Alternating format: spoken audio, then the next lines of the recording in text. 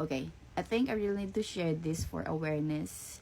Grabe na yung pag-upgrade ng mga hackers or scammers. My God. So for context, this whole week, I was so very busy. Hindi active yung mind ko. Very pagod ako. And it was 9 a.m. in the morning. Biglang may tumatawag sa akin. Ako kasi hindi ako sumasagot ng call if it's just a number. Hindi siya nakasave sa phone book ko. So, again, may tumatawag sa akin. Tapos, tinitingnan ko yung number. Talagang nakaganon pa ako kasi, ano ba to? Bakit parang familiar? But then, I was so shocked to see na yung number na tumatawag sa akin is same as my own number. As in, same sa number ko. Inisip ko, ano ba to? Nag-hallucinate ba ako kasi pagod ako? Anong nangyayari? In-screenshot ko siya, tinignan ko ulit kung yun talaga yung number. And yes, same number sa talagang number ko. So, nagulat talaga ako. And, buti nga hindi ako sumasagot. Kasi, for sure, may something anomaly with this. So, upon searching, it's always a scam using caller ID spoofing, where scammers disguise their number to look like yours. Para matrick ka na sagutin yung number for robocalls or personal info theft.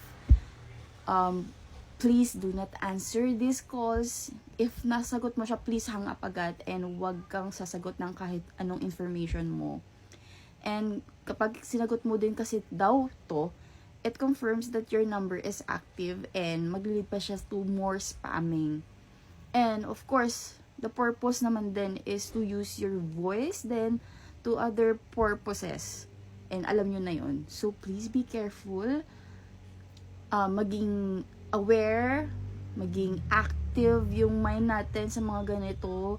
And huwag kayong sasagot talaga sa mga numbers na hindi kayo sure or hindi nyo kilala, hindi nakasave sa phone book nyo. Lalo na ngayon December, ang hirap ng buhay. And for sure, ang daming scammers. And nag-upgrade pa talaga sila. So please be careful, be careful, be careful. Be aware. And if you guys know kung ano talaga to, or kasi pwedeng mali ako, pero upon searching nga, it's a caller ID spoofing. It's a scam, okay? So please share your thoughts or kung anong next step na kailangan kong gawin. Though, I'm going to search pa later para ma-report to. Kasi it's very alarming talaga and nakakatakot. So, again, please be careful. And, kailangan maging mapagmatsyag.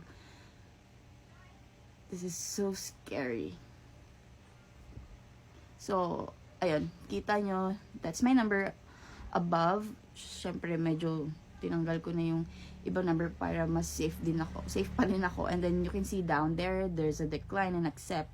It's really calling me that number. My own number. Katakot, diba?